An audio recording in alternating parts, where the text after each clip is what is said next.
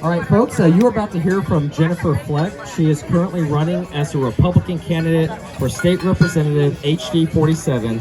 She is proudly pro-life, pro-Second Amendment, and pro-border security. Among many conservative values, she believes in ensuring constitutional freedoms, free markets, and limited government. Ladies and gentlemen, Jennifer Fleck.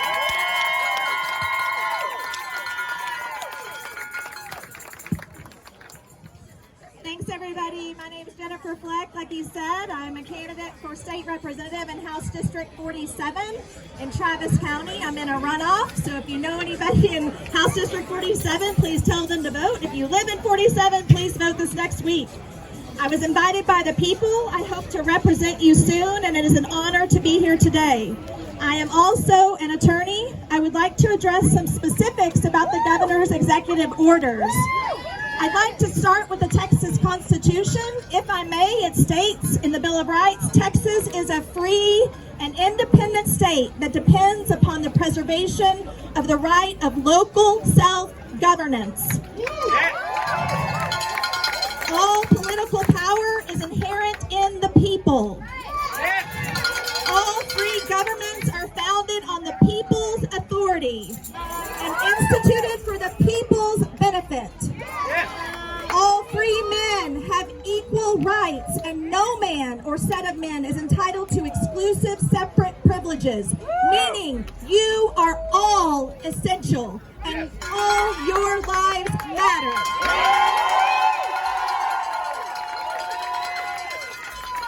No citizen of the state shall be deprived of life, liberty, property, privileges, or immunities, meaning all of Texas should be open for business. I read our constitutional rights as a reminder that the government serves the will of the people, and lately I don't feel very well served. And it's time that we, the people, stand up and push back against these Pharisaic laws. I am holding in my hand over 50 pages of executive orders that are still in place. It is ridiculous. No person can understand these single-spaced executive orders that refer to different laws, different ordinances, different committees, different councils. It's ridiculous.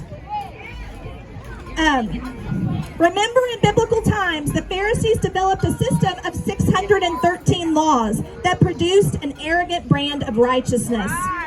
New laws were being invented for new situations, like no tubing, no rafting businesses. Ridiculous. The abundance of Pharisaic laws created a judgmental spirit and false standard of righteousness. These orders have caused division, fear, and strife in the people. I don't know about you, but I get accosted and bullied by citizens who misunderstand our freedom and their freedom. Each order exposes the governor's personal preferences and produces inconsistencies. And like Pharisaic laws, these orders have become a burden to the people, and they must be rejected.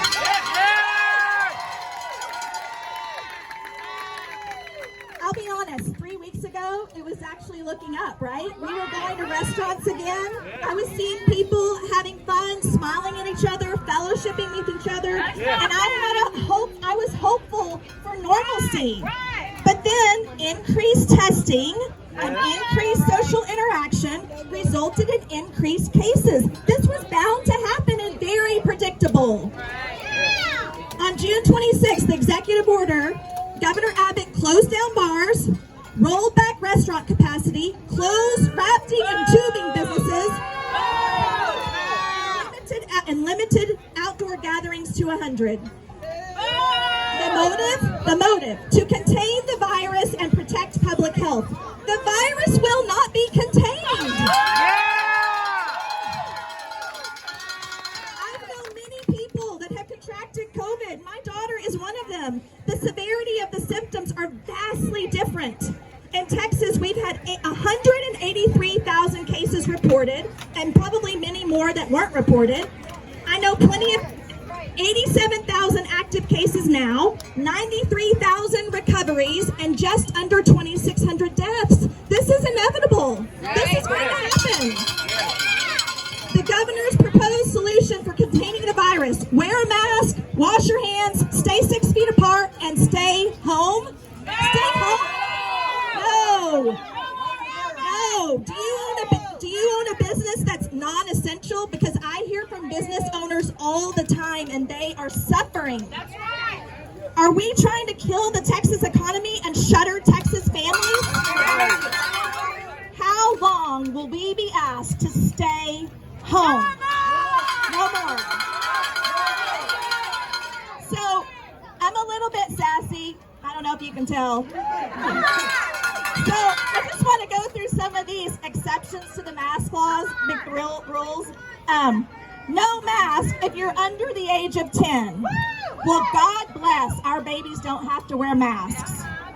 No mask if you have a medical condition or a disability that prevents you from wearing a mask. Guess what? I have a disability. It's called a freedom-fighting, liberty-loving, Texas-sized grit running through my veins.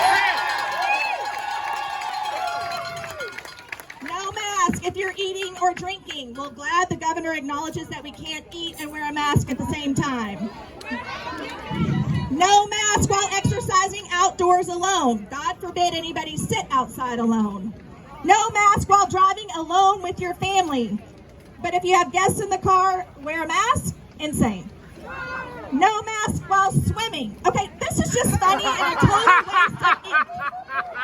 It just shows you how silly this has become. No mask while voting. So go vote and shed your mask. No mask while worshiping. Aren't we always worshiping? Yes. No mask while giving a speech to an audience. If you're speaking to an audience of one, no mask. And then, finally, gatherings in excess of 10 people are prohibited unless the mayor of the city in which the gathering is held or the county judge gives permission. Well, thank you, Governor Abbott, for selling out to our local liberal leaders. I assert that the governor's executive orders are a violation of the Texas Constitution. They're unlawful, burdensome, and inconsistent. The governor's most recent executive order on July 2nd renews his disaster declaration. It states he has issued executive orders and suspensions of Texas law. The Texas Constitution says no power of suspending laws in this state shall be exercised except by the legislature. The Texas Constitution states that the legislature may terminate a state of disaster at any time. The Texas Constitution says that the governor may convene the legislature at the seat of government in case of the prevalence of a disease threat. So, here's my call to action. Call the governor, ask for a special session, call your legislators, ask them to demand a special session under the Texas Constitution, and put an end to the nonsense.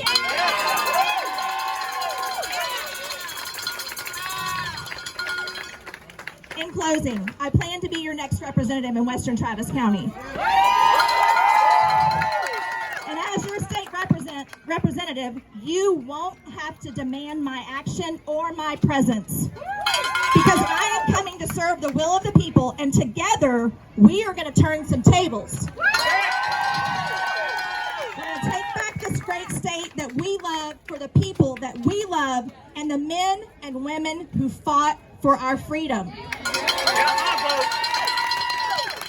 Reagan once said, freedom is never more than one generation away from extinction.